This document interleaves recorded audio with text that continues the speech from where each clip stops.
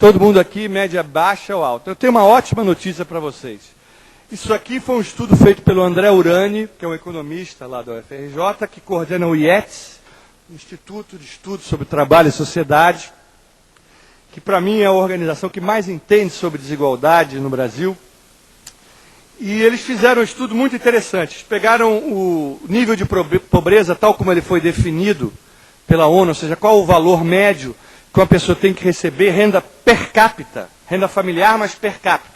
Se a família tem 2 pessoas, isso aqui foi com base em dados do Rio de Janeiro, da cidade do Rio de Janeiro, mas isso vale para o Brasil, mais ou menos, como um todo, em função do poder de compra que uma pessoa tem que ter, segundo a ONU, né, um critério universal.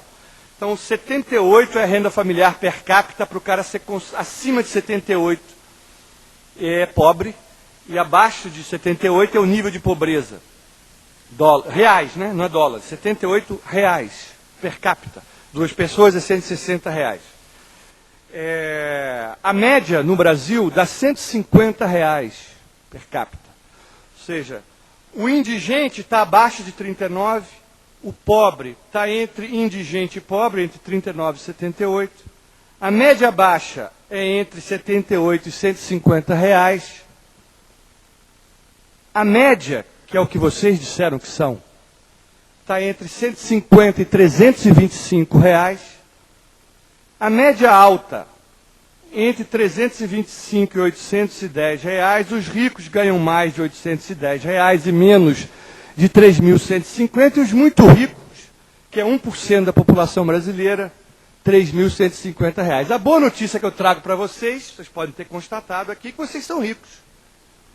Vocês vão chegar em casa hoje contando, mulher, meu homem, marido, sou rico, descobri. Valeu eu ter ido lá hoje no Teatro Carlos Gomes para descobrir que eu sou rico. Nós somos classe média em Miami. Nós somos classe média em Paris e Londres. No Brasil, nós somos ricos. Ou a grande maioria dos que estão aqui são ricos. Nós temos que enfiar isso na cabeça. Aquele gráfico que todo mundo ficou escandalizado aqui, quem está aqui em cima somos nós, gente. Os caras aqui de baixo não estão nessa sala. Não estão nessa sala e não estão em quase nenhuma política pública. Eles não têm voz. Porque os sindicalizados estão aqui. Os sindicatos de operários são ricos ou são classe média alta. Os pobres, os miseráveis, não têm voz nesse país. Não tem política pública para eles. Começou-se a ter agora, recentemente. Isso podia ser só um discurso humanista, mas isso tem um impacto na vida de cada empresa, de cada pessoa. Eu estou dando um curso para a Globo, o jornal Globo, lá no Rio de Janeiro. E o Globo é um jornal que atinge a classe A e B. Aqueles 10%, que naquele gráfico se apropriam de metade do PIB brasileiro. Mas são 10% da população brasileira. No Rio de Janeiro, na região metropolitana, tem 10 milhões de habitantes. E no curso eles estavam fazendo a nossa grande preocupação. O Globo já vendeu 1 milhão de exemplares hoje. No mundo inteiro a venda de jornal papel tem caído. E além disso a concorrência tem outros jornais populares, inclusive do próprio Globo. E ele hoje está vendendo 330 mil. Já que vendeu até menos, o ano passado subiu um pouquinho mais.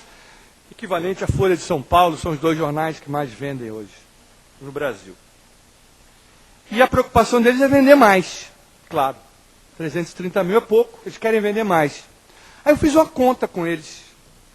Falei, legal, no Rio de Janeiro tem 10 milhões de pessoas na região metropolitana. 10% disso é a classe A e B. Dá quanto?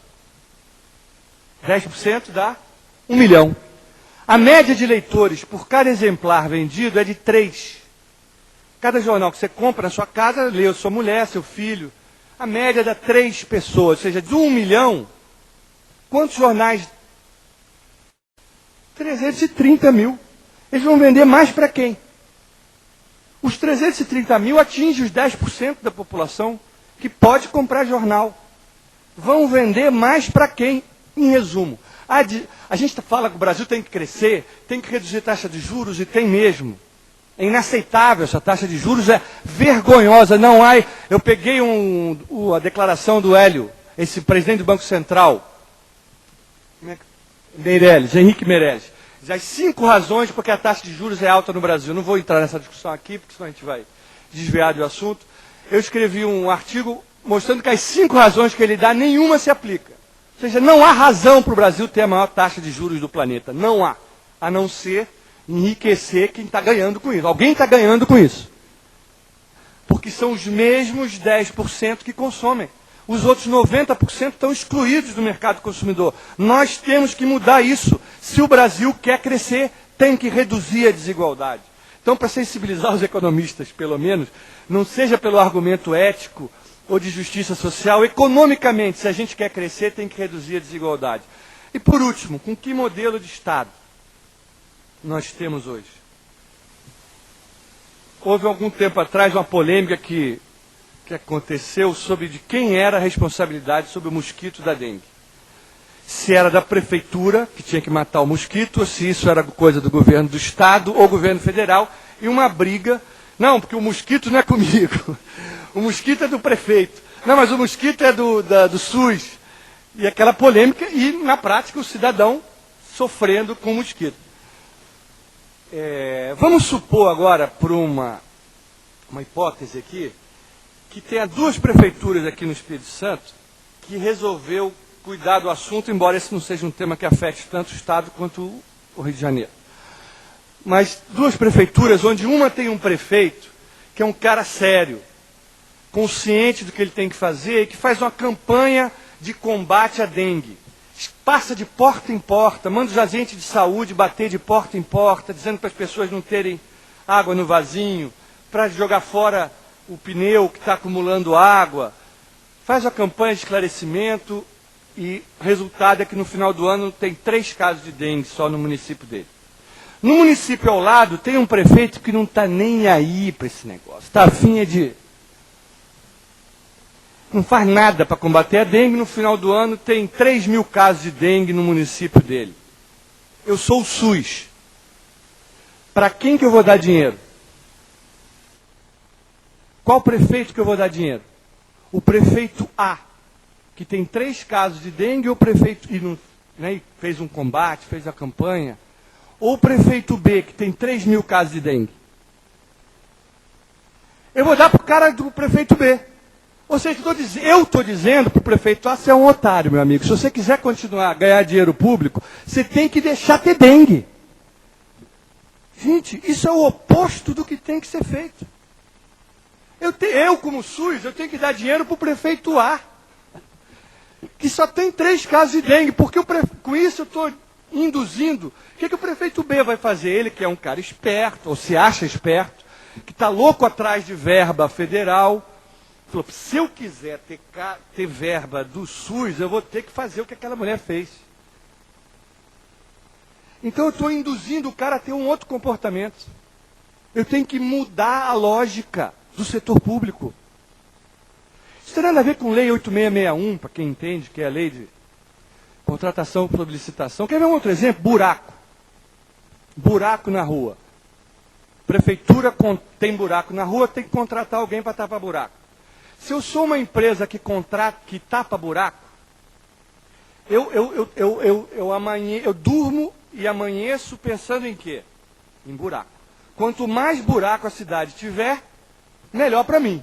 Eu provavelmente, inclusive, vou contratar um garoto para sair esburacando a cidade. Porque aí eu vou ter mais negócio. O prefeito vai me contratar e eu vou lá. Ou seja, é uma relação de perde-ganha. E se eu fizesse um outro tipo de contrato? Se eu chegasse e dissesse, olha, você para tapar buraco, ano passado, eu te paguei 20 mil reais para você tapar os buracos da cidade. E a cidade continuou esburacada. Esse ano eu vou lhe dar 20 mil reais, mas é para não ter buraco. E se você demorar mais do que 6 horas para tapar buraco que abrir, eu vou começar a te descontar a mensalidade que eu te pago. Eu aposto que esse cara vai ter outro comportamento. Ele vai contratar o garoto, não para esburacar a cidade, mas para fiscalizar que ninguém está fazendo buraco. Na hora que ele for tapar o buraco, ele vai botar um asfalto de qualidade. Por quê? Ele não vai ganhar mais se tiver buraco, ele vai ganhar menos se tiver buraco. Eu fiz isso no prédio lá de casa. O condomínio tinha um contrato de manutenção de elevador. E que era um inferno, que vivia quebrado.